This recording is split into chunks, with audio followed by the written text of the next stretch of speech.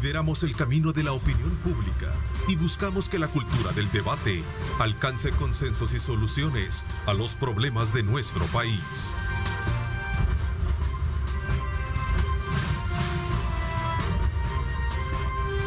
Diálogo con Ernesto López.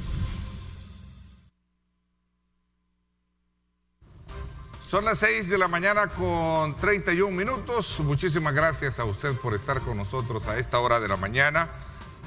Nuevamente, después de estar bien informados con William Aguilar, pasamos en esta hora y media a hacer los análisis pertinentes de temas que sin duda alguna también están copando la incertidumbre, la duda y sobre todo la necesidad de ser orientados en cuanto a los temas y los contenidos que versan sobre los mismos. Esta mañana, desde luego, queremos hacer un análisis sobre el destino que tendrán todos aquellos salvadoreños que están acogidos al TPS a partir de la decisión judicial que, por cierto, finaliza el estatus conocido como TPS para los salvadoreños en los Estados Unidos.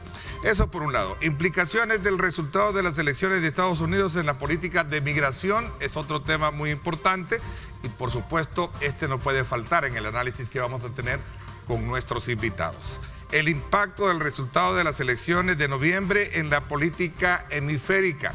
¿Cómo va a impactar el resultado independientemente de quién gane en la política de países como los nuestros?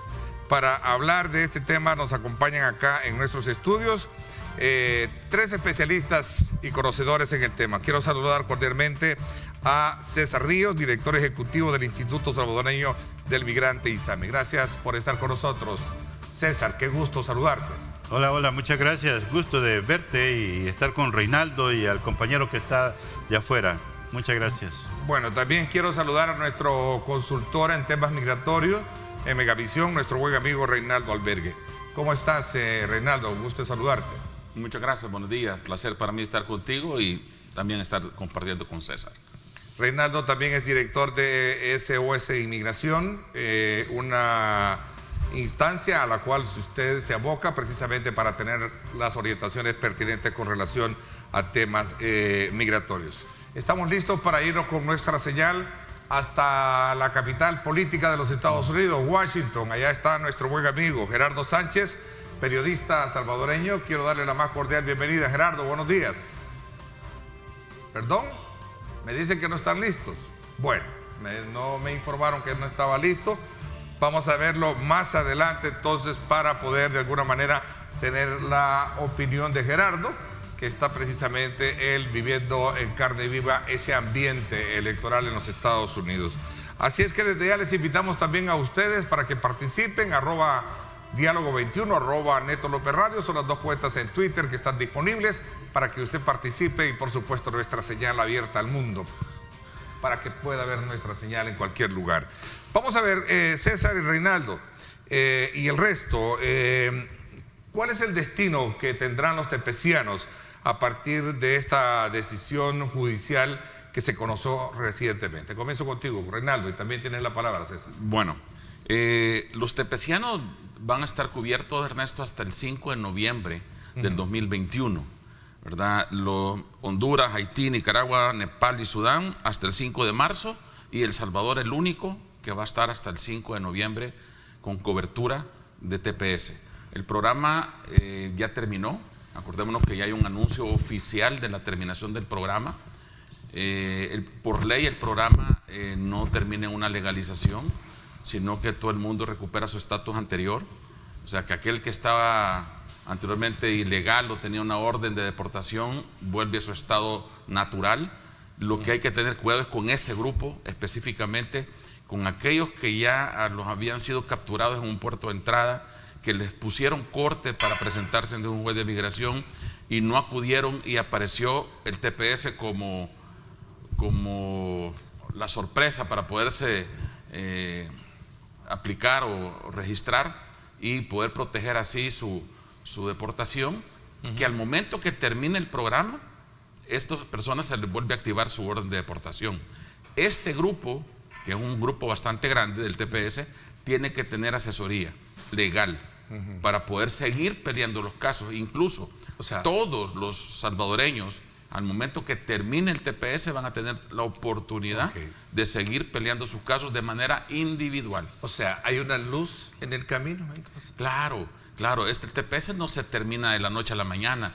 La gente cree que ya al siguiente día te van a ir a capturar a la casa o te van a ir a traer. No. Ahora, hay que cuidarse, entiendo, ¿no? Claro. Como tú lo dices. No porque si tú no tenés un buen récord, no podías haber gozado del programa. Entonces, tenés ya un buen récord moral, porque has estado y te has mantenido en el programa, pero también podés buscar ayuda legal de cómo legalizar tu situación. ¿Sabes cuál es nuestro objetivo comunicacional al traer este tema? Es precisamente medir los impactos y ver la orientación desde la perspectiva de opinión que tienen ustedes como conocedores en el tema de lo que pueden hacer muchos salvadoreños ante una situación de incertidumbre, de duda, como se está llevando a cabo. Aparte de ello, de que nosotros también ya hemos estado abordando los temas tan cotidianos, presupuesto, que FODES, que pleitos. Entonces, es necesario que elevemos un poquito más la temática para introducir este tema del cual estamos hablando, César. Mira, que es un tema de continuando agenda de país, lo que dice, es un tema de agenda de país, por cierto. A eso quería llegar, Mira, continuando lo que dice Reinaldo, uno puede ya ir haciendo algunas recomendaciones. En primer lugar, hay que ser muy claro, el TPS terminó. Ahora se está en búsqueda de otra alternativa, pero tienen que tener claro que terminó.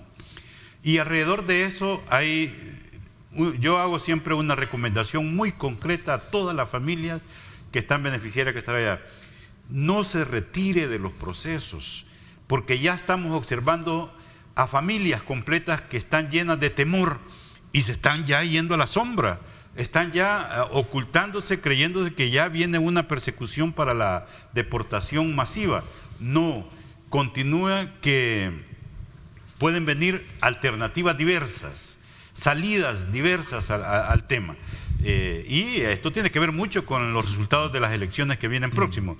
Dos, es el momento justo, y aquí tiene que ver con nuestra recién nombrada embajadora de Estados Unidos, que el servicio consular se convierte en un principal herramienta de orientación a esta familia, principalmente porque hay ya una cantidad de abogados que se están aprovechando del dolor y les están cobrando una cantidad a la familia y les están ofreciendo cielo y tierra, y no es así. El consulado tiene que jugar un papel de orientador.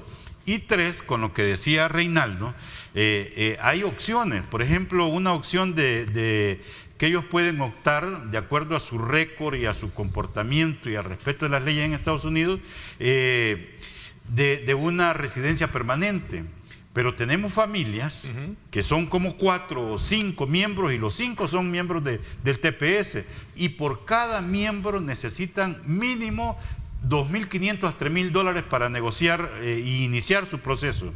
El gobierno podría en este momento crear un fondo y ponerlo a disposición de estas familias para que los ayude a financiar los procesos de residencia permanente y mejorar el estatus para que no sean expulsados al final del periodo. A ver, y la gran pregunta que todo el mundo se está haciendo ahora es si este camino a seguir después de esta decisión judicial es mucho más drástico, mucho más duro o más flexible, César. La decisión judicial, me pregunta, ¿verdad? Sí, a partir de la decisión, es decir, concluye en enero, pero ¿qué es lo que viene? ¿Un camino más drástico, más duro o quizás más fácil? Mira, tenemos un año, como decía Reinaldo, que somos beneficiados de eso, de acuerdo a las negociaciones que llegó el presidente. O sea, después de enero viene un año... Un año más. Un año gratis. Mira, tenemos dos opciones, ¿no? Y aquí es donde viene ya el trabajo diplomático, de relaciones. Por eso tiene que ver mucho con la el papel de la nueva embajadora. Correcto. Y de presidente también. Porque aquí tenemos dos caminos. O seguimos con la parte judicial y nos vamos a negociar y nos vamos a insistir ahí como gobierno haciendo lobby, o empezamos a optar por una opción humanitaria. Por ejemplo, mira, después de esta pandemia o en medio de la pandemia, El Salvador ha terminado en una crisis peor que cuando se decidió llevarlos para allá. El Salvador no tiene capacidad de recibirlos. Por lo tanto, Estados Unidos puede ayudarnos a nosotros. Creo que es equivocado decir El Salvador está en capacidad de recibirlos, porque no es así. ¿Ya? Entonces, optar por esa parte solidaria, por esa parte humanitaria de Estados Unidos, es una opción que nos podría... ¿Te refieres a las declaraciones que diera la embajadora en su recién nombramiento, no?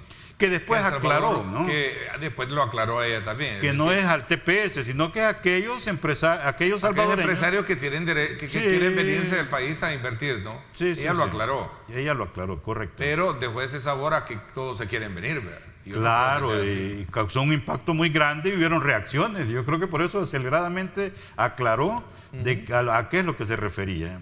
A ver, Reinaldo. Bueno, el camino que viene en esto para los tepecianos legalmente no tiene mucho futuro, la verdad, porque después de esta decisión de la Cámara, han pedido una revisión de la decisión donde van a actuar ya 11 jueces, ya no 3, como fue lo que pasó en la Cámara, y después de pasar esta revisión, la única opción que les queda es llevarlo a la Suprema Corte. Si en caso la Suprema Corte lo llega a aceptar para ser revisado, tendríamos esa oportunidad que la Suprema Corte delibere sobre el tema. Pero en la composición de la Suprema Corte está lo complicado, ¿verdad? Porque ya tenemos ahorita 5 jueces que son conservadores y 4, bueno, uno que está pendiente de nombrar, ¿verdad? Que es lo que está haciendo ahorita el presidente Trump para hacer 6, y quedarían 4 únicamente liberales.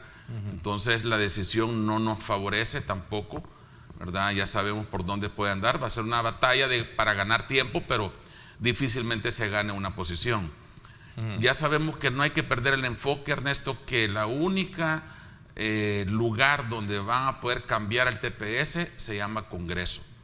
Solo el Congreso podrá tomar una decisión para cambiar el rumbo del TPS.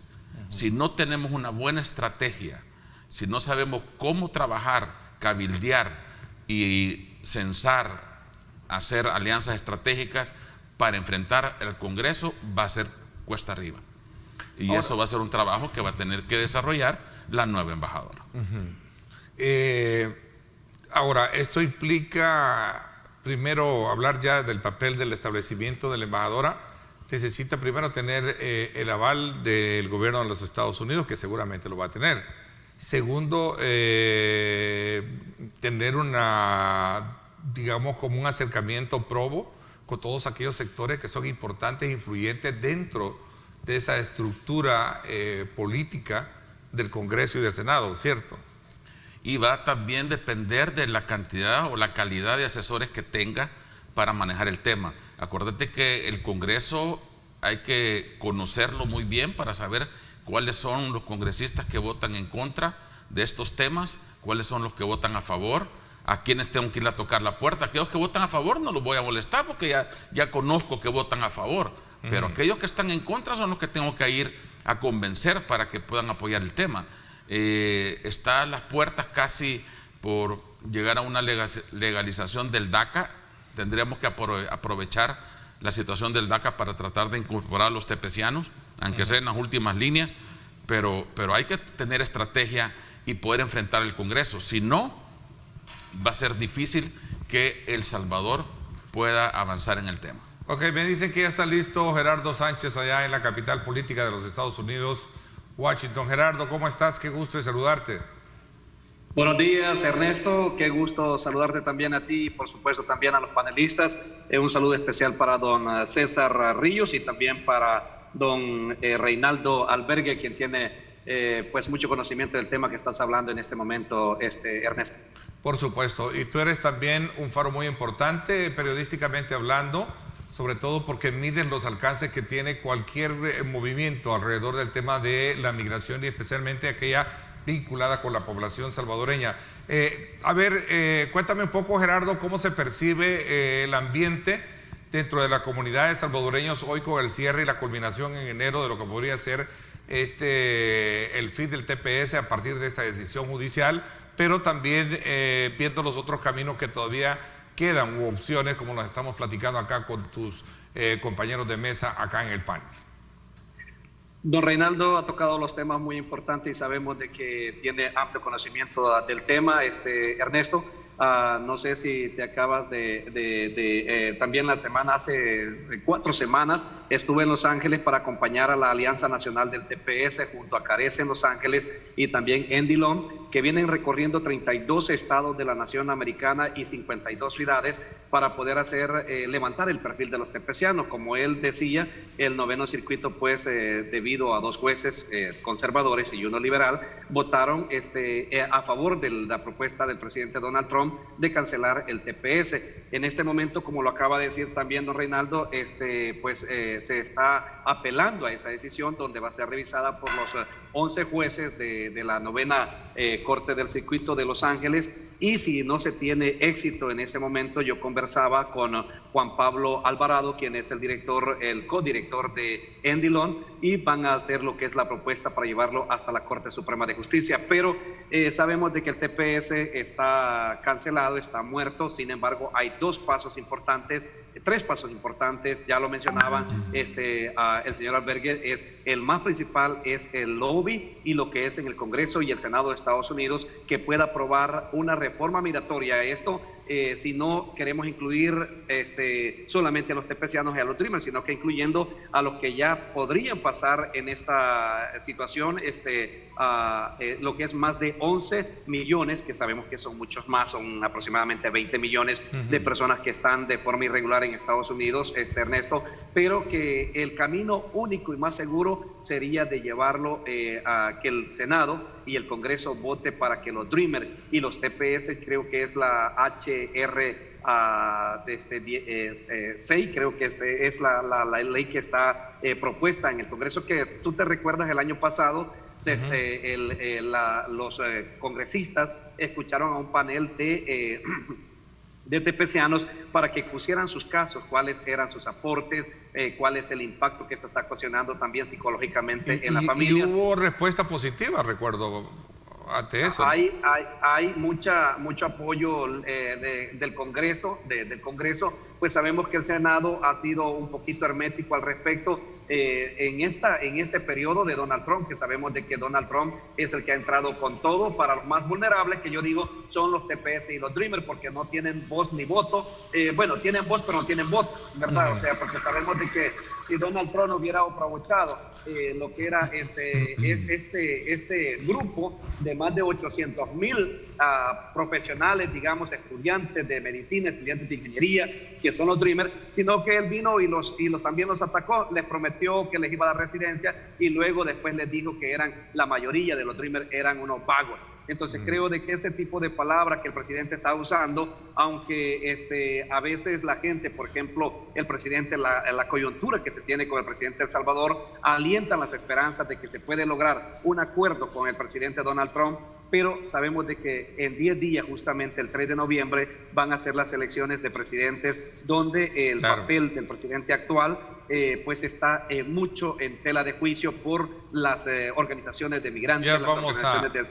Y ya vamos a llegar a tocar ese tema. Gerardo, en noviembre termina el periodo por el cual se da el plazo a partir de enero para que todos los tepecianos puedan acogerse a un nuevo esquema legal, o qué es lo que implica, porque eso es lo que no me dejó un poco bien clara la postura de tus antecesores cuando hablábamos de que no termina en enero, termina el programa. Pero tienen hasta noviembre, a excepción de los otros 2 países o 3 países, que es en marzo, entiendo, ¿no?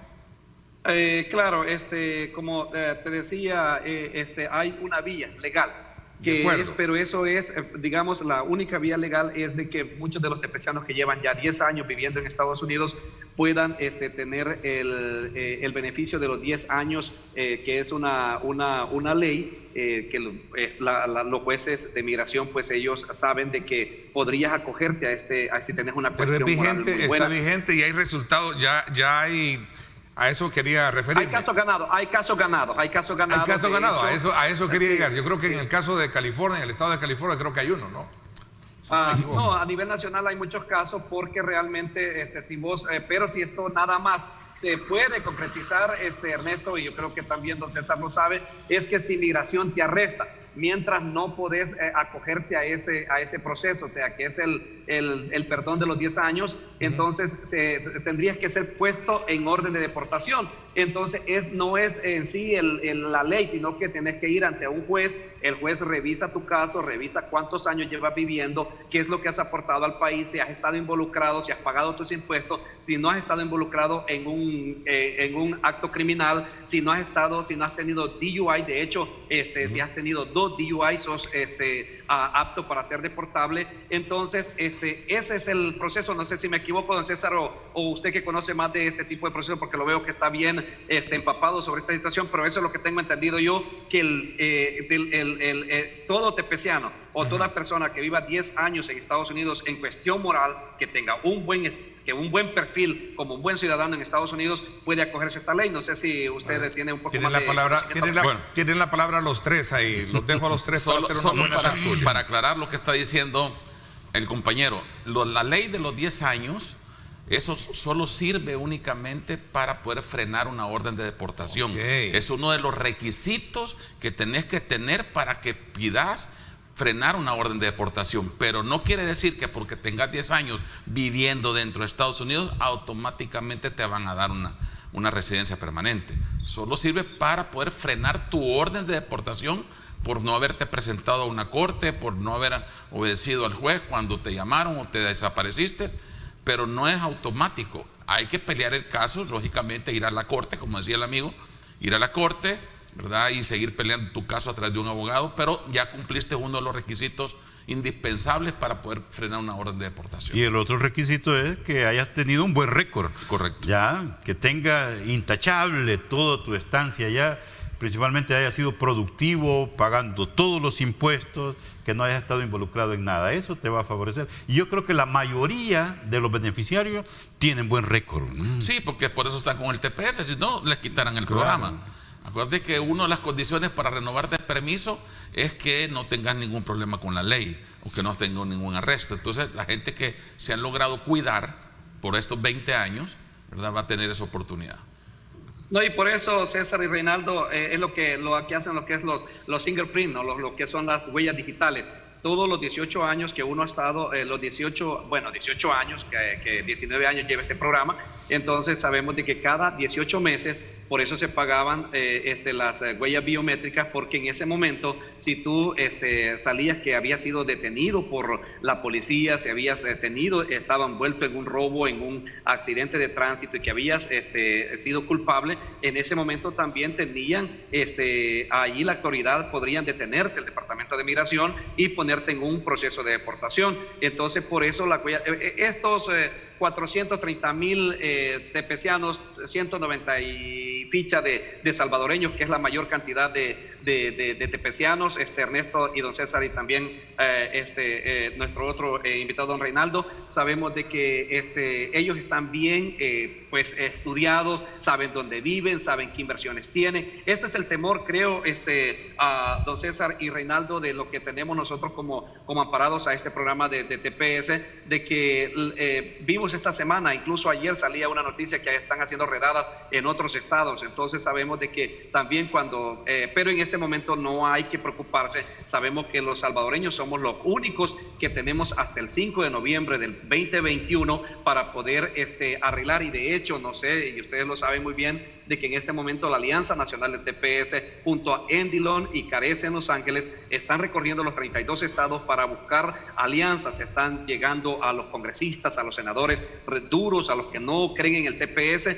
Por eso se llama levantar el perfil de los tepecianos a nivel nacional y culminar el 11 de noviembre. En este momento se encuentran en Georgia, van camino a la Florida en este día, hoy jueves. Entonces va el bus de la libertad, así se llama. No sé si han visto ese bus bonito que le han puesto pues muchas insignias de la deportación, de la libertad. Entonces, Gerardo, eso es lo que está haciendo la alianza, Ernesto. Gerardo, tú eres director de un programa o de varios programas de televisión ahí en Washington, en la zona de Washington.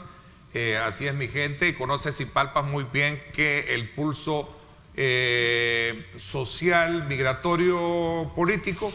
¿Te has dado cuenta entonces de que han habido redadas a partir de eso? ¿Continúa este tema de las redadas?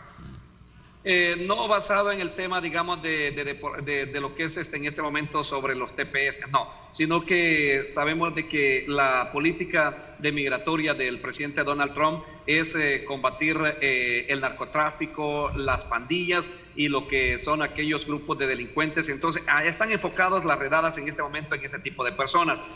Y también, pero lamentablemente todos sabemos lo que estamos escuchando en este momento, que cuando migración llega a buscar a una persona que ha sido señalada por criminal o por otro delito, si llegan a la casa tuya, Ernesto y don César, y también todos sabemos de que si vos no tenés papeles y una vez llegan a entrar a tu casa, ellos tienen la facultad de poderte detener. Si te piden los documentos y tú no se los entregas, ellos te ponen en una orden de deportación. O sea, que aquí no vamos a tapar eso con un dedo. La situación puede convertirse en muy psicológicamente difícil para todos los amparados bajo el TPS, y esa es una situación real, Ernesto. Fíjate que ahí tenemos una información que nos está poniendo nuestro productor. Dice, el ICE continúa protegiendo a las comunidades, sacando a los delincuentes extranjeros de las calles, independientemente de las políticas locales de cooperación, de cuál es parte de nuestra misión encomendada por el Congreso. O sea, esto sostiene muy bien la tesis que dice Gerardo, ¿no?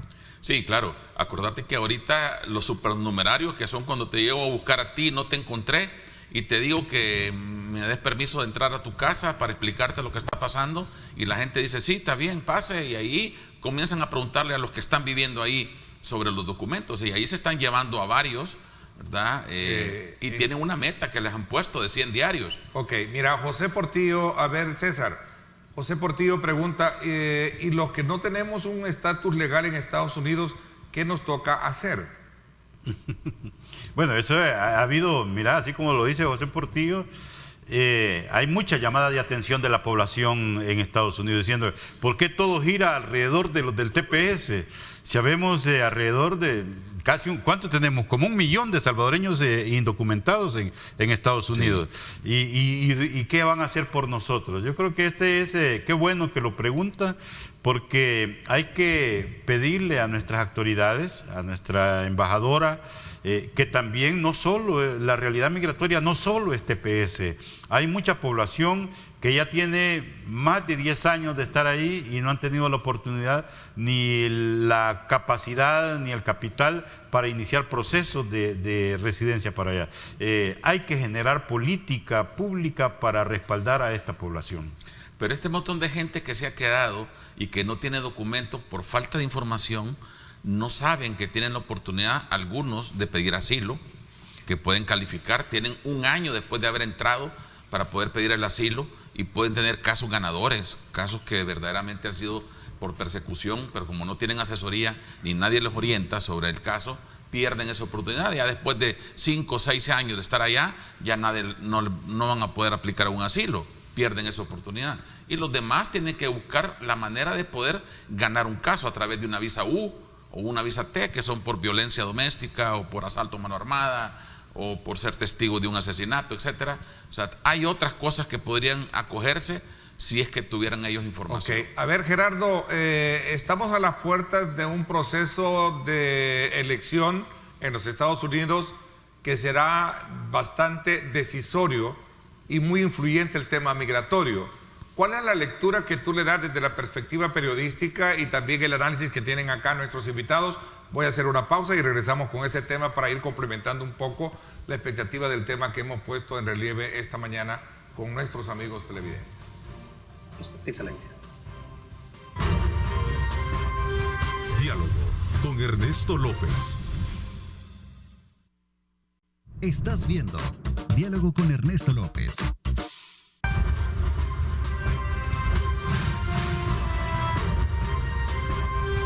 Diálogo con Ernesto López.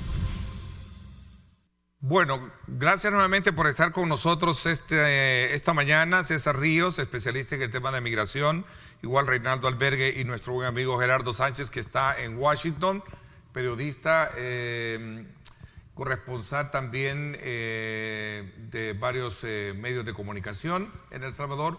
Estamos haciendo un análisis sobre el impacto migratorio que tendrá, en primer lugar, la decisión judicial que a partir de enero hace concluir el TPS y da hasta noviembre del otro año también el periodo para el acoplamiento de muchos salvadoreños que han estado en este programa. Para este día se tiene el tercer y último debate presidencial 2020. ¿Cuáles son las expectativas? Sobre todo también porque este día, entiendo, se toca el tema migratorio, Reinaldo. Bueno, todo el mundo sabe que el día de ahora van a demostrar ambas posiciones. Biden ya dio un anticipo, dijo que en sus primeros 100 días él va a parar las deportaciones y va también a pelear por una legalización para los indocumentados, ¿verdad? Dijo que iba a poner todo su equipo a trabajar en la parte del Congreso para que puedan tener una solución a corto plazo. En cambio, por el otro lado, el presidente Trump está diciendo que él va a regresar a las deportaciones, que va a seguir buscando a esos delincuentes que no quieren personas que tengan problemas con la ley o personas que hayan cometido delito, y va a apretar más fuerte en el lado de la deportación. Recordemos que ese es el tema que a él lo llevó a ganar el primer mandato, ¿verdad? Que es el tema de ser duro con el tema migratorio, donde prometió limpiar los Estados Unidos. Entonces ahí tenemos ambas posiciones. Sabemos que si Trump llega a seguir en el poder, el tema migratorio va a ser un poquito más complicado, y si llega a ganar Biden, pues tenemos la posibilidad que el tema sea un poquito más interesante. Será la Universidad de Belmont en Nashville, Tennessee, donde se va a llevar a cabo esta situación. A ver, César. Mira, y luego llama la atención que tienen la palabra los tres semana, para discutir el tema, ¿no? Esta semana, es cierto, la noticia que estabas compartiendo, hubieron redadas. O sea, se está despidiendo el hombre con redadas y está anunciando dentro de su campaña que logró detener el 70% de pasos de migrantes por la frontera sur de Estados Unidos. O sea, su propuesta de abordaje a la migración la mantiene, ¿ya? En cambio, los demócratas lo que están planteando es, y hay que tener mucho cuidado con esas promesas, porque en promesas de campaña ahí todo se vale, pero acordémonos que los demócratas aumentaron las deportaciones, y como justificaron ayer en una declaración, dijeron las deportaciones fueron los que estaban pasando por la frontera, no los que estaban viviendo allá, y eso lo vamos a mantener para proteger el país. En cambio, el presidente Donald Trump deportó mucha gente trabajadora que ya estaban ahí y está amenazando a deportar a los del TPS. Entonces, dos abordajes que esta noche vamos a ver, ¿no? Lo más claro es que mantengan sus posiciones migratorias cada uno, ¿no? Claro, la lucha contra el coronavirus, familias estadounidenses, el cambio climático, la seguridad nacional y el liderazgo serán los temas centrales que van a estar ahí, Gerardo. Sí, dime. Y aparte de eso, se van a silenciar los micrófonos por todo el desorden que se ha generado en los últimos dos debates, ¿verdad? Bueno, que y el miedo también que se contagien con el COVID-19, o sea, como sabemos, sí, se canceló el segundo debate por eso, ¿no? Por las medidas de seguridad, de los protocolos de higiene que habían tomado. Pero bueno, hoy esta noche será una noche bastante decisiva. Sabemos de que el presidente Donald Trump goza de una buena aprobación por parte de la comunidad hispana, especialmente con el tema de ayer. Yo sé que no es el tema central, pero el tema de ayer con la declaración del Papa, ¿no? sobre lo que es los matrimonios gay, y sabemos de que ha sido también un tema muy acogido por el presidente Donald Trump, donde ellos son más conservadores, y esto sabemos de que la gente, especialmente la élite cristiana evangélica, que está apoyando mucho al presidente Donald Trump, pero sin embargo sabemos de que entre los más malos, entre los dos, no son, como decía César, pues no hay que fiarse de las políticas de los demócratas. A ver, explícame un poquito ese comparativo de la postura que asume el Papa Francisco el día de ayer al sostener que las parejas de homosexuales merecen un espacio en la familia. ¿Qué tiene que ver eso? Sobre todo por digamos, la postura conservadora que tiene el presidente Trump. ¿A eso te refieres? A eso me refiero. Yo creo de que incluso hoy día va a ser mucha información al respecto de eso. Si tendrían que, sabemos de que el presidente Donald Trump ha estado, digamos, tajantemente cerrado a lo que es el tema de la legalización de los matrimonios gay en Estados Unidos, y digamos, esa sería como, digamos, la parte fundamental sobre este episodio que se empezó a vivir ayer, y que eso ha repercutido, me imagino que también hasta en Salvador, y que eso también podría darle una ligera ventaja al candidato demócrata, porque sabemos de que ellos, tanto la señora, la candidata a la vicepresidencia, están a favor de la legalización de los matrimonios gay, y también el candidato a la presidencia por los demócratas. Sin embargo, sabemos que Estados Unidos también es bastante conservador, pero si podemos, digamos, puntualizar también, hay muchos hispanos que votan, no sé si son 50 millones, don César, y también ahí 60 millones. El otro compañero, 60 millones de latinos que pueden votar, y que hemos visto ya que en California, de hecho, en las elecciones tempranas, y aquí comienzan el 26 de octubre en toda la costa este, para los tres, sabemos de que comienzan las elecciones tempranas, y que ya en California ha habido episodios donde en un solo día han salido más de 3 millones de personas a votar. O sea, es un récord jamás visto en la historia de los Estados Unidos, y que ahora pues se pretende de que esa tendencia que la gente salga a votar temprano pueda verse en estos últimos días, y ya días antes de las elecciones, unos 2 días antes, se podría estar leyendo ya quién va quién va, digamos, ganando las elecciones del 3 de noviembre. Sin embargo, las encuestas dicen de que va a la delantera John Biden. Sin embargo, recordemos también que la misma lectura se hizo hace 4 años, cuando estaba ganando Hillary Clinton. A ver, César. Bueno, yo creo de que es un tema, el de hoy, esta noche, va a estar sumamente interesante. ¿Qué van a hablar? Me imagino que se va a tocar el tema de eso, del matrimonio gay. Y ayer reportaron la participación en la Florida de la población migrante en las elecciones, y han reportado que hay una participación que supera los datos históricos de la participación en las elecciones de las migraciones. Y digo Florida porque es un estado muy emblemático, sí, que define, ¿no? Lo que pasa es que la estrategia de Biden sobre eso es que él piensa suavizar la relación que hay con la isla.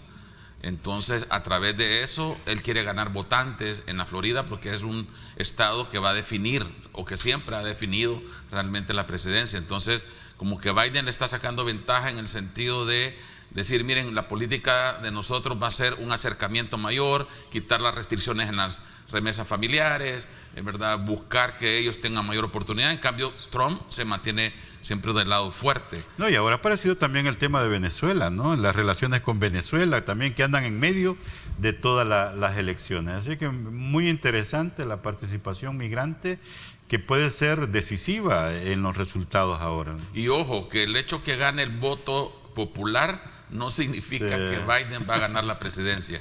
Allá el método es diferente. Lo que sucedió hace 4 años, correcto.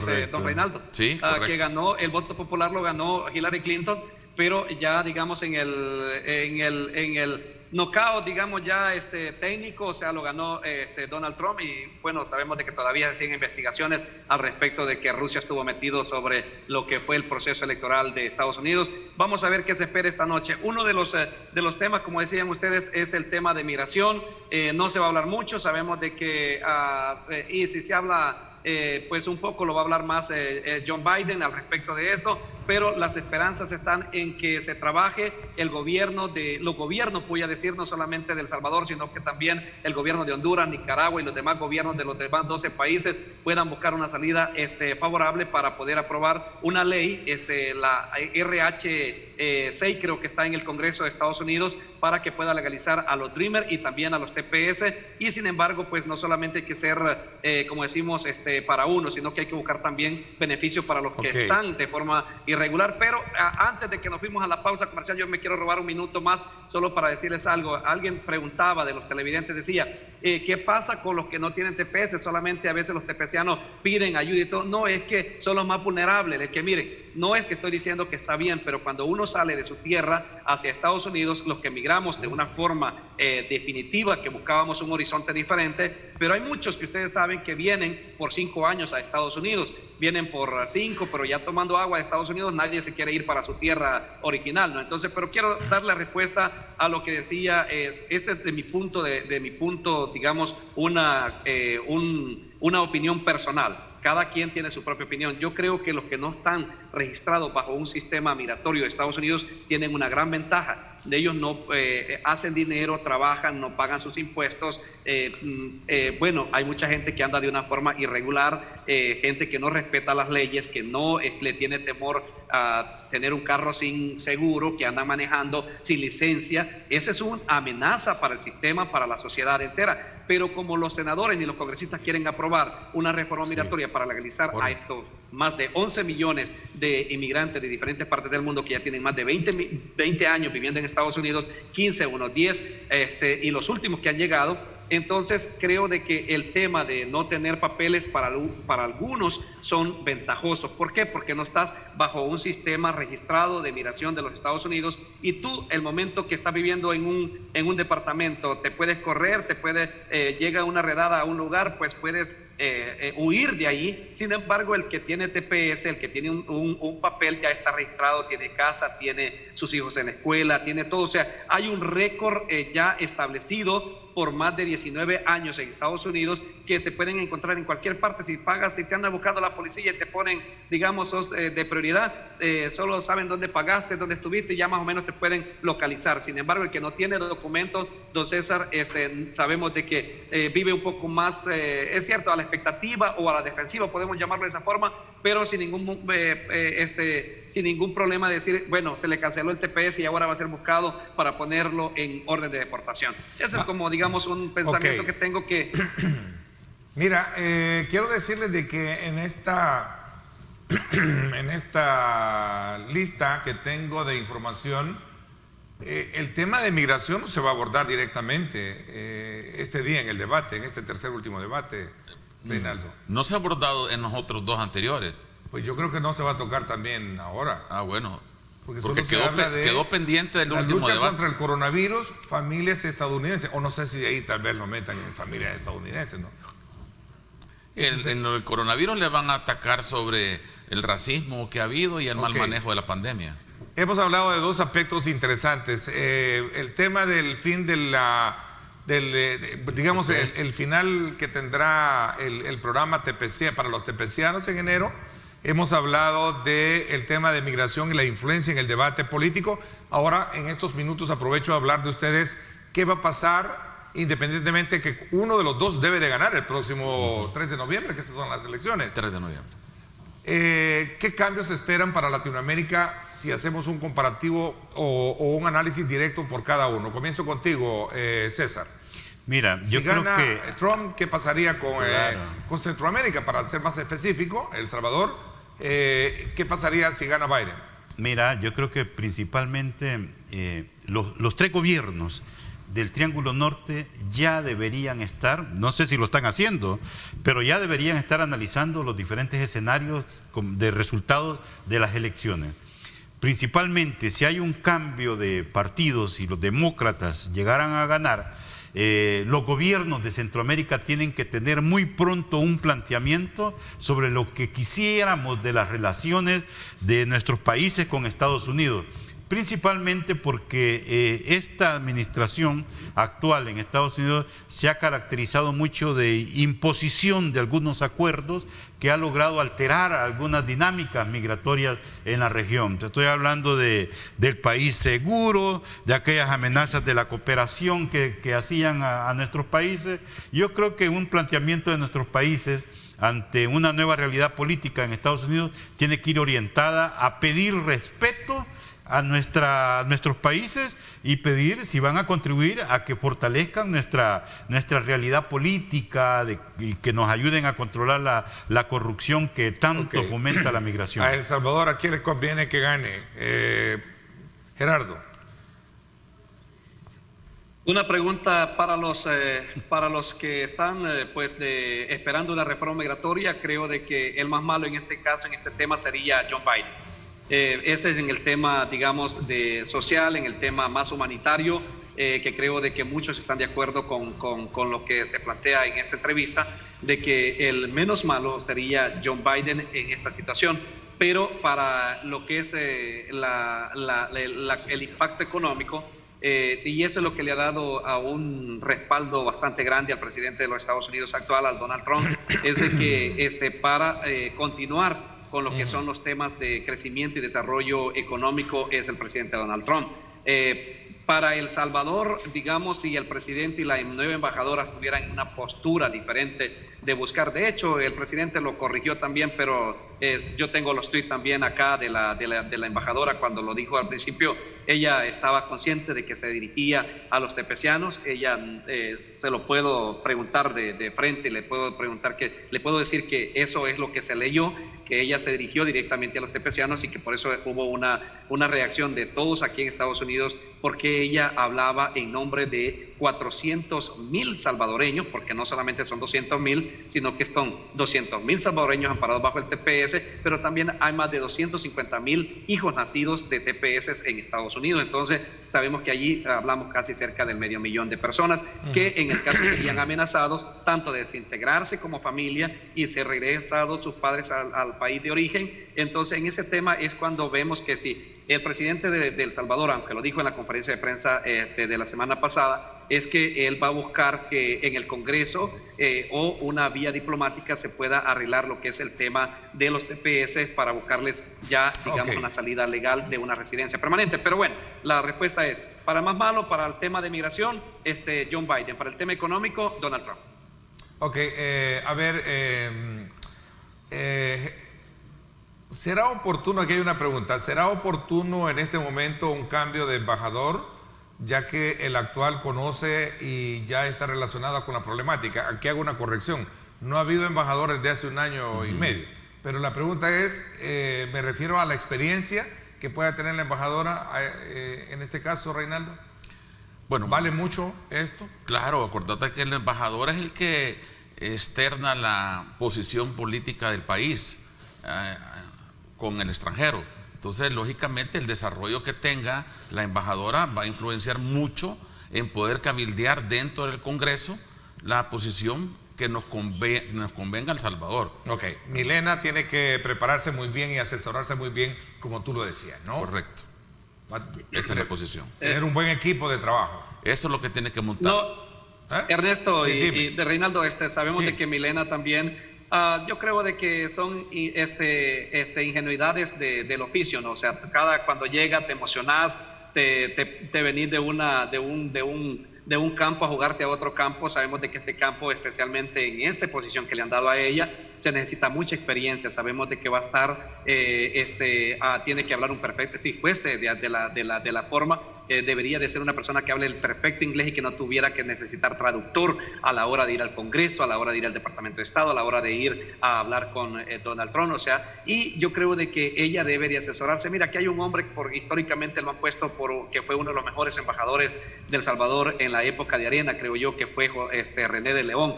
Es un hombre que vive acá en Estados Unidos por muchos años y que la criticó muy duro porque creo que también fue muy fuerte de su parte, porque sabemos de que ella viene no de tener un conocimiento diplomático, sino que viene de ser diputada, de ser presentadora, de ser la cara bonita de un programa de televisión. Pero aquí ya no es la cara bonita, ya no es el cuerpo bonito, aquí es cuáles son mis argumentos para apoyar a la comunidad salvadoreña que necesita decisiones concretas.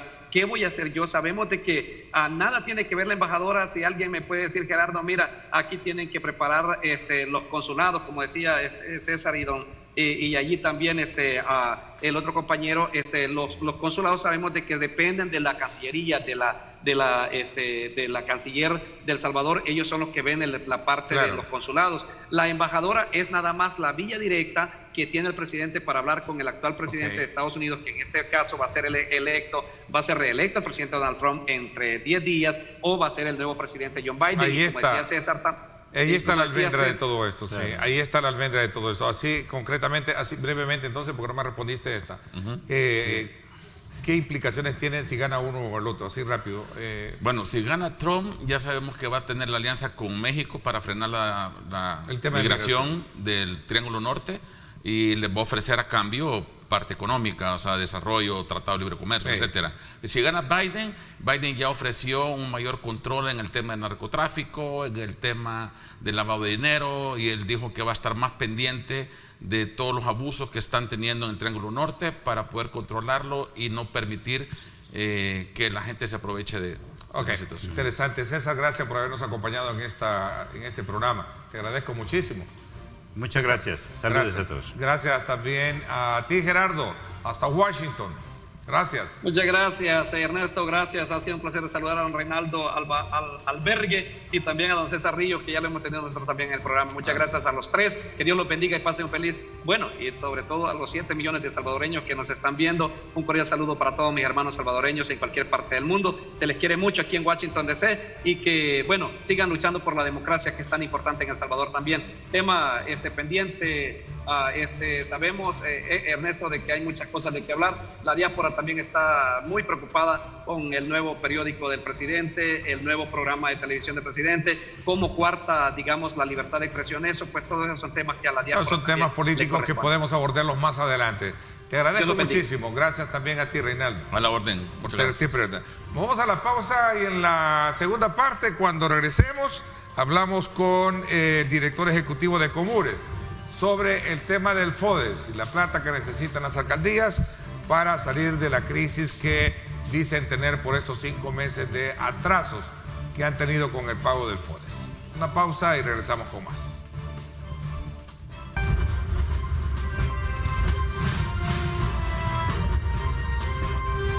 Diálogo con Ernesto López. Estás viendo Diálogo con Ernesto López.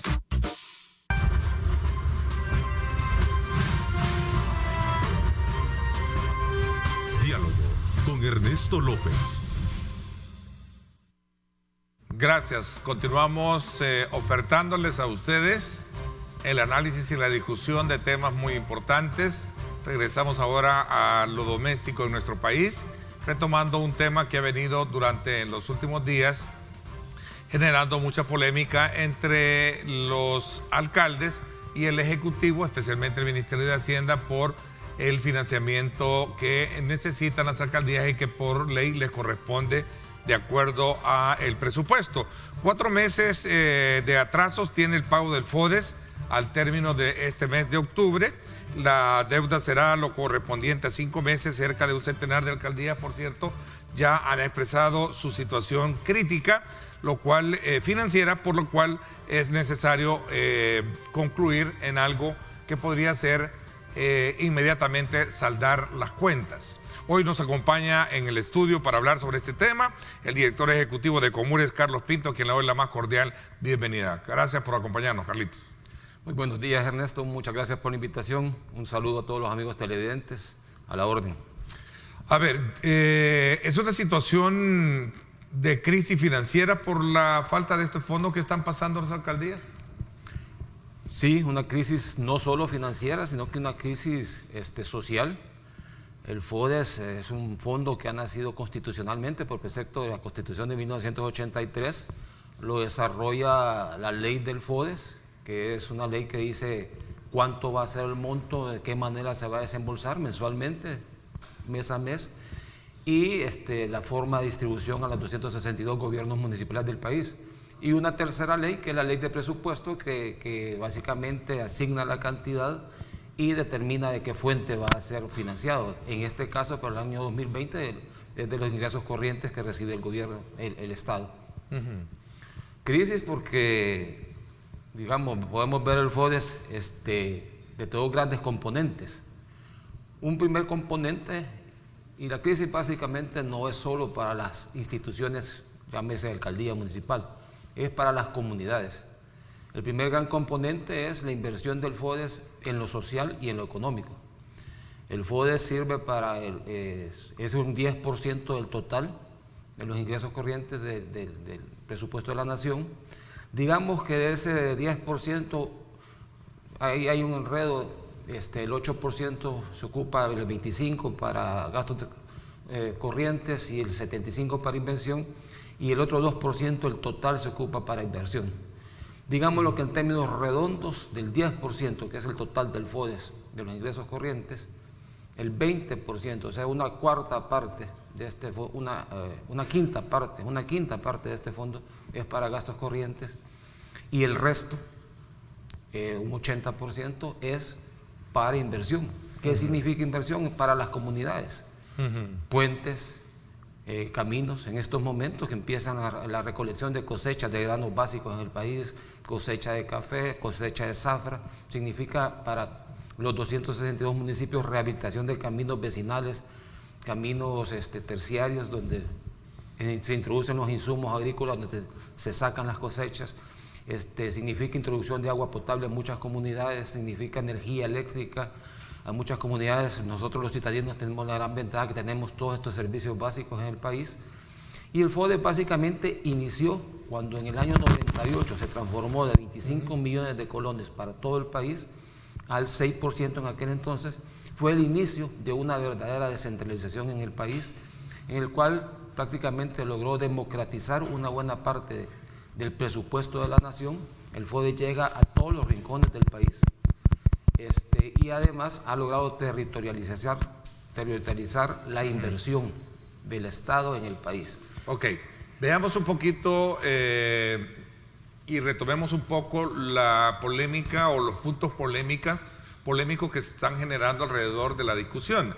El gobierno dice no tener la solvencia fiscal para poder llevar a cabo este dinero. En primer lugar, por la necesidad que han habido de atender la pandemia del COVID, por un lado. Por otro lado, escucho otros discursos más políticos en donde se dice de que lo que están buscando es en algún momento tener dinero para fines electorales. A cambio de eso, algunos alcaldes le han expresado que el gobierno lo que busca es ahogarlos para que de alguna manera apoyar al partido que lo llevó al poder y que estos tengan la facilidad de poder, con dinero del Estado, apoyar a aquellas comunidades que en algún momento no reciben el apoyo de sus alcaldías. ¿Es eso lo que tenemos hoy en día, Carlos?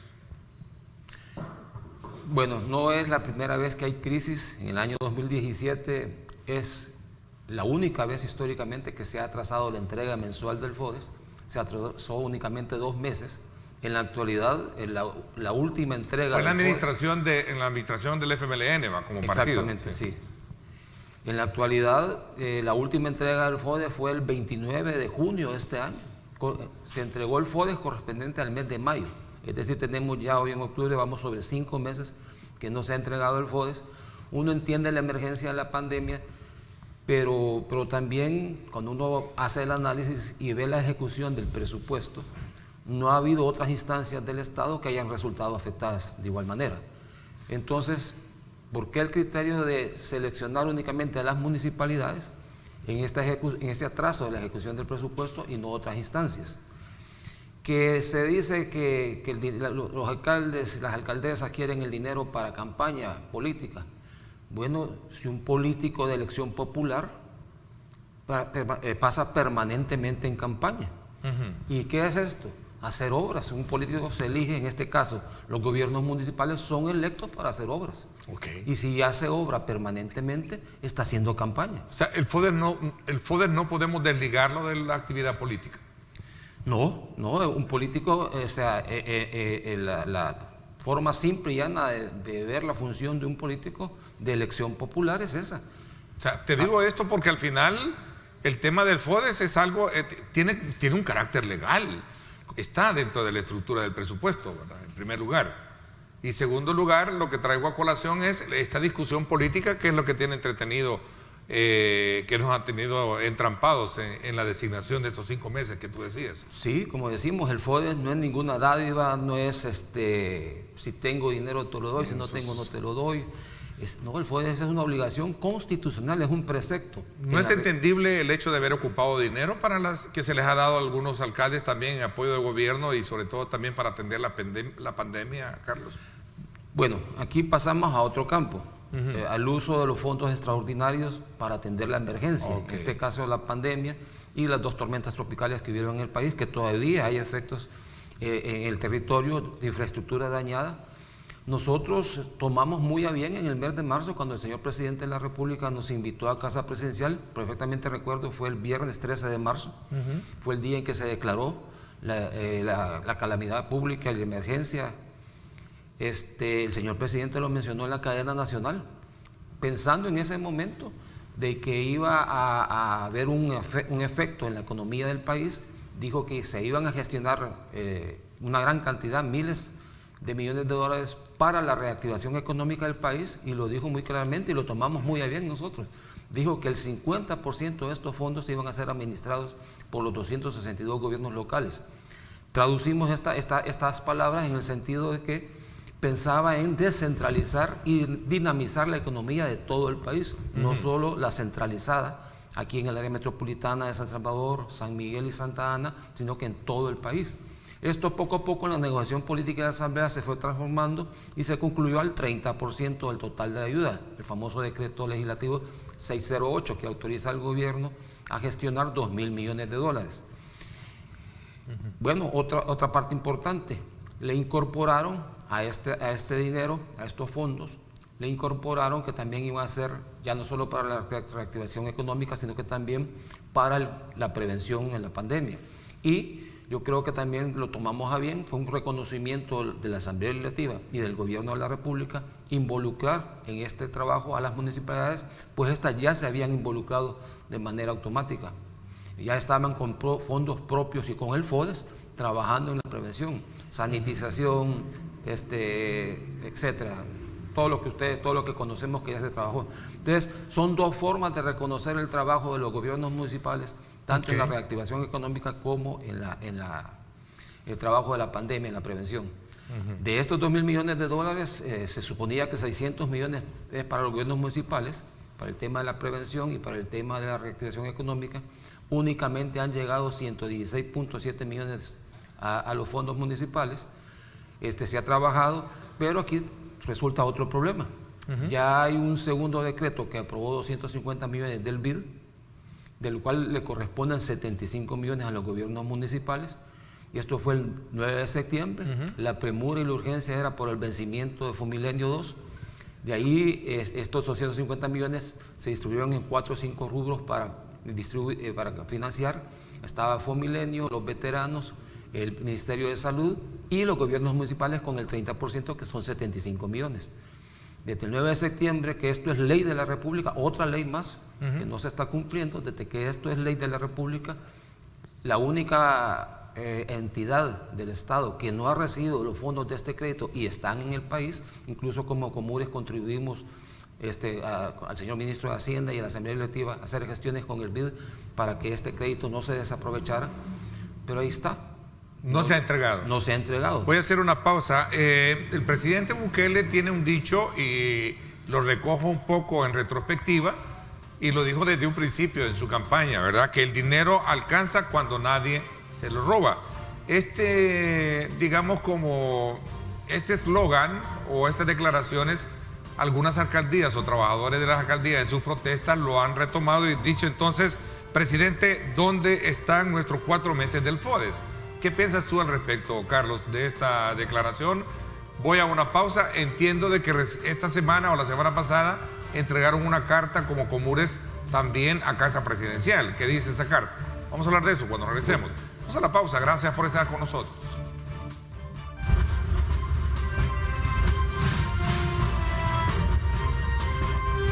Diálogo con Ernesto López.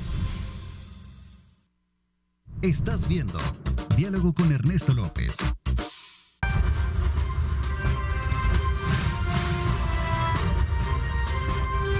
Diálogo con Ernesto López. Bueno, gracias nuevamente por estar con nosotros a esta hora de la mañana. Continuamos con este análisis de la visión que tiene Comures con relación a la falta o concreción del dinero que le corresponde a las alcaldías y que, de acuerdo al gobierno, pues sopesa algunos aspectos fiscales para poderlos entregar. yo hacía una reflexión en cuanto a algunas pancartas de protestas que han hecho algunos trabajadores, en donde le recuerda que el presidente ha dicho siempre que el dinero alcanza cuando nadie se lo roba. Entonces, ¿dónde están nuestros 4 meses del FODES? Que es parte de la pregunta, ahí está, que se hace. ¿Qué piensas tú de ese punto, tomándolo como referencia de lo que hemos estado hablando, Carlos? Nosotros preferiríamos sacar del plano político partidario esta discusión, este análisis y este tema. Como tú muy bien lo decías, Ernesto, es un tema de cumplimiento legal. Hay 4 del precepto constitucional y 3 leyes más que cumplir. Es un tema de desarrollo. Nosotros apelamos al señor presidente de la República, como alcalde que fue de un municipio pequeño en población y de la ciudad capital, conoce lo fundamental que es para los habitantes de los municipios este fondo para generar desarrollo, y pues esperamos que el dinero le alcance al gobierno de la República para poderlo distribuir, porque tanto necesita el gobierno nacional como los gobiernos municipales. Y a esto se le suma que los ingresos propios de los municipios, los ingresos tributarios, bueno, desde la ciudad capital hasta todo el resto de municipios del país han disminuido sustancialmente. Y aquí hay una diferencia básica en los ingresos propios, porque cualquiera puede decir, también al gobierno le han disminuido los ingresos tributarios, pero la estructura tributaria del municipio es mucho más débil que la estructura tributaria del fisco nacional. ¿Por qué? El municipio, en el tema de impuestos, son impuestos a la actividad económica, a las empresas. La actividad económica en el país, todos sabemos, y no es ningún secreto a voces, que está bastante lesionada. La actividad económica en nuestro país ha disminuido. Entonces, si no hay empresas que produzcan, poco puede pagar. La otra fuente de ingresos tributarios municipales son las tasas por servicios. La capacidad de pago de la gente ha disminuido sustancialmente. El FODES viene a complementar, por eso es que podemos ver más adelante por qué están en riesgo ciertos servicios como el alumbrado público, desechos sólidos, etc. Entonces, en cambio, la base tributaria del gobierno nacional es una base tributaria con más dientes, más sólida. Puede recoger primero el IVA lo pagamos todos en nuestro consumo. El consumo no ha disminuido. Yo pongo el ejemplo, los 300 millones que se dio de subsidio a las familias necesitadas, eso fue un gran circulante que hubo en el país. Y de esos 300 millones, de esos $300 por familia, el 13% iba para IVA. Okay. Le regresa al Estado. La renta es una obligación, todos los empleados nos descuentan, las empresas aplican su renta. Entonces, la estructura tributaria del fisco nacional es mucho más fuerte y ha sufrido menos que la estructura tributaria municipal. Entonces, por eso es importante que nosotros hemos tratado de agotar todas las instancias institucionales, legales, y para eso llegaron a Casa Presidencial con la carta, ¿no? Exactamente, el día lunes ya... La petición fue la misma de lo que estamos hablando, digo en términos nada en concreto. Pero con una diferencia, hoy pedimos al presidente de la República que nos reciba, que podamos platicar con él. Él es el tomador de las decisiones. Se puede, de los 5 meses pendientes, por lo menos 2, 3 meses se pueden, porque es una necesidad fuerte en el país y ese es el otro problema que queremos ver. Ok, ahí tengo una síntesis de lo que se presentó en esa carta. Es decir, pago de salario a empleados, a proveedores de bienes y servicios, y todo por el retraso que ha habido en el pago del FODES. Y en la parte anterior, en el párrafo anterior de esta nota, se hace mención también a las obras de inversión en lo social y a los servicios municipales que hasta ciertos puntos, por la situación económica del país, se están subsidiando con el FODES. Pero estamos viendo, son 3 grandes fuentes de financiamiento en este momento, en esta coyuntura especial del país para las municipalidades. La primera, los ingresos propios tributarios, que ya expliqué que están endebles, que han disminuido considerablemente. La segunda, el FODES, que es un precepto constitucional que lleva desarrollo y que está autorizado temporalmente por la Asamblea Legislativa a poder subsidiar algunos servicios como la energía eléctrica, el agua potable, desechos sólidos, que es lo que va a entrar en crisis y ya está entrando en crisis en algunos municipios.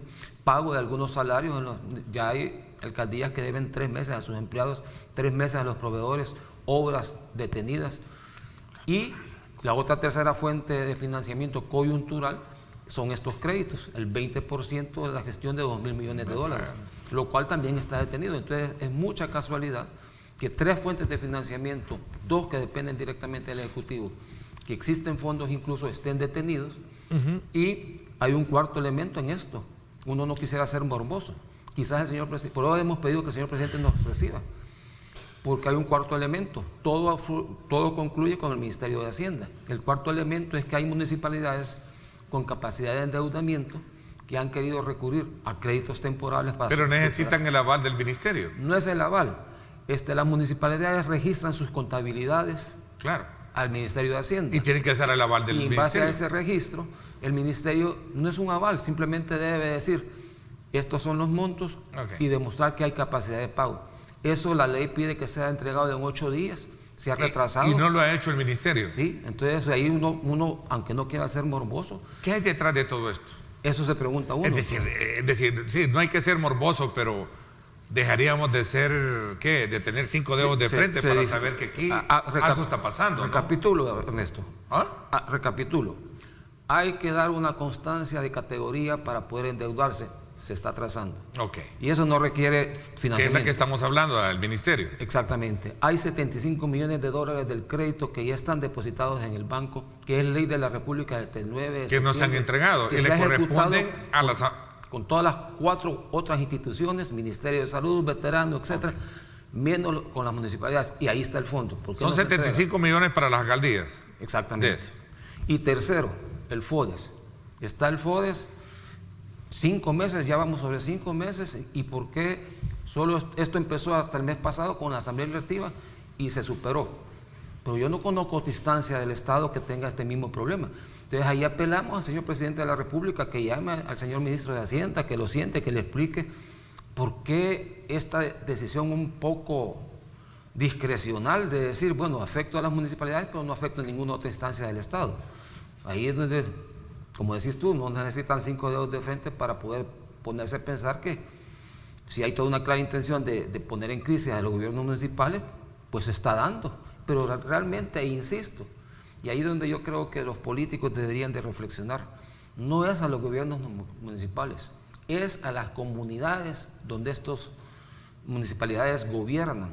A esta gente le está afectando. En el país, el sistema, yo no digo que sea perverso de alguien, el sistema categoriza a los ciudadanos, los categoriza.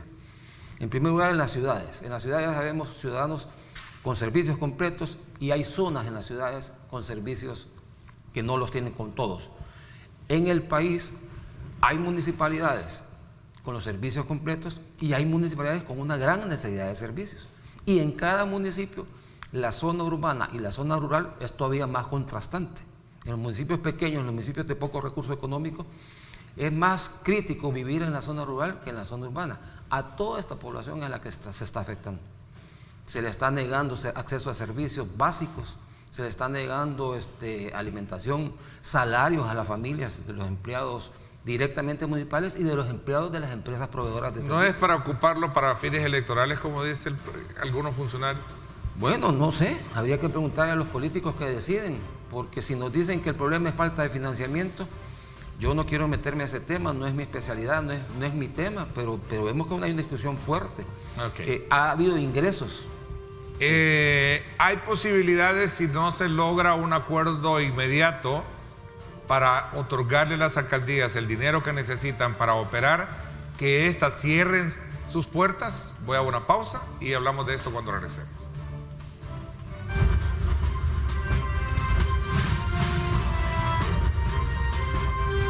Diálogo con Ernesto López.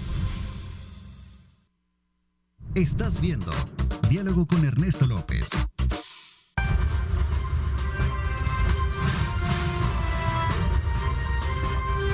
Diálogo con Ernesto López. Gracias una vez más. Carlos Pinto, director ejecutivo de Comunes, nos acompaña esta mañana en la segunda parte del programa. Yo le hacía referencia a un comentario que hacíamos el día de ayer con nuestros panelistas en el debate político semanal del programa En Directo con Ernesto López Radio TV Digital en 107.7 Fuego, donde le decía de que si los problemas fueran comprados o fuera comparado con el petróleo, en este país ya fuéramos millonarios, porque aquí producimos problemas a morir, ¿verdad? Aquí salimos de uno y entramos a otro. En fin, si estos tuvieran un valor, realmente fuéramos multimillonarios. Pero bueno. ¿Podrían cerrar las alcaldías si no se entrega el FODES inmediatamente? Bueno, digamos que sí. Ya hay, la semana pasada contabilizamos en un número redondo 75, había aumentado el número de alcaldías amenazadas con los servicios básicos que estas brindan. Ya las empresas, los dueños de los rellenos sanitarios, cuando son de privados o de economía mixta, están presionando a varias municipalidades, no solo a la capital. Entonces, más que cerrar, es dejar de brindar los servicios por las deudas. Hay proveedores de combustible, los camiones recolectores de desechos sólidos consumen combustible, mantenimiento en sus talleres. Hay una deuda en una gran cantidad de proveedores. La energía eléctrica, ya deben a las empresas distribuidoras de energía eléctrica y el consumo fuerte del alumbrado público, que contribuye a la prevención de la delincuencia. Y así, entonces, no solo es cerrar una alcaldía, es dejar de brindar servicios, que es lo peor. Ok, mira, y esta declaración de esta solicitud de algunos alcaldes de pedir que salgan ya efectivos militares de la zona fronteriza en Chalatenango, y a la cual salió el presidente diciendo que diputados, que lo que de alguna manera decía el presidente, los diputados que están interesados en eso son aquellos que están metidos en el narcotráfico, decía. ¿Qué piensas al respecto? Con mucho respeto, creemos que no es la más afortunada de las declaraciones. Yo entiendo el cansancio, el agotamiento, algunas veces en los funcionarios produce a veces dar declaraciones de ese tipo, pero yo quisiera ver el lado positivo, lo inverso. Son buenas oportunidades de establecer coordinaciones intergubernamentales, en este caso entre seguridad pública y los gobiernos municipales, si ya se da de hecho en el territorio nacional. Hay mucha coordinación pragmática diaria entre los agentes entre la PNC, la Fuerza Armada y los gobiernos municipales. Okay. El presidente tuiteó. Aquí pongo un ejemplo del FODES.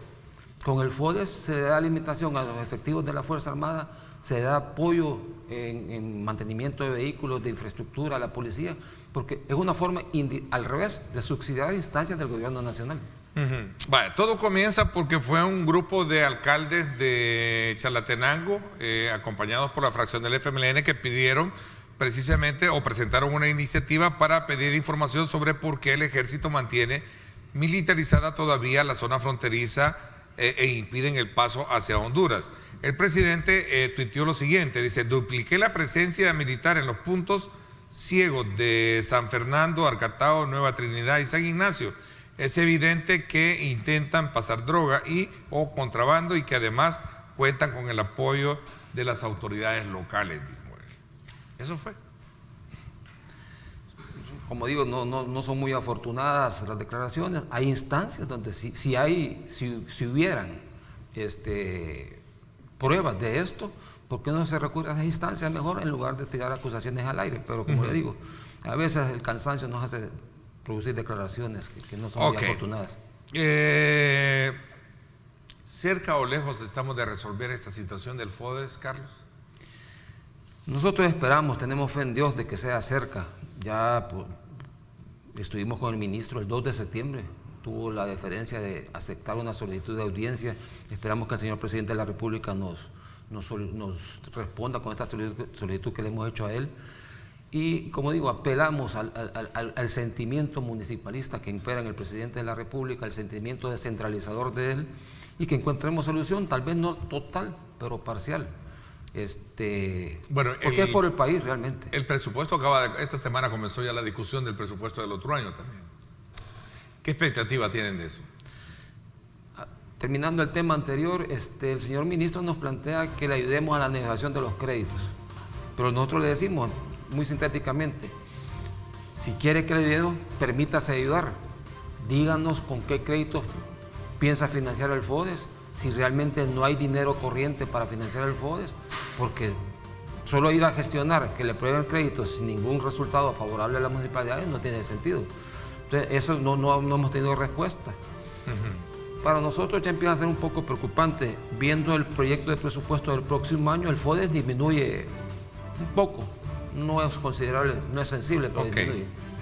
¿Hay algún pronunciamiento, alguna inquietud, alguna iniciativa de Comures por mostrarse solidario con la alcaldía de San Salvador ante la situación esta del cierre del botadero de Mides por falta supuestamente de pago y por algunos otros aspectos que se están generando alrededor del tema y que podría desencadenar un problema de insalubridad para la capital? Claro que sí, así como San Salvador, somos solidarios con todos los municipios del país cuando tienen sus problemas. Apelamos a la razón con Mides, le pedimos a Mides que sea comprensible, entendemos que no es algo que quiere la administración municipal de San Salvador, sino que así como ellas han caído en mora, si no todas, la gran mayoría de municipalidades en el país. Ok. Carlos, ha sido muy interesante ponernos al tanto de la postura que tiene la gremial de las alcaldías como es Comures frente a esta situación que tiene que ver precisamente con el financiamiento y el otorgamiento del FODES que por ley les corresponde. Vamos a estar muy a la expectativa de ver subsiguientemente qué es lo que viene y así de esa manera pues vamos a estar pendientes de seguir conversando. Gracias por haberme acompañado en la segunda parte de este programa. Un gusto como siempre, Ernesto, y a la orden. Y muchas gracias a la población por habernos visto. Muchísimas gracias. Por mi parte, esto es todo por hoy. Pásenla bien y como siempre recuerden, lo más importante, amar a Dios sobre todas las cosas. Lideramos el camino de la opinión pública y buscamos que la cultura del debate alcance consensos y soluciones a los problemas de nuestro país.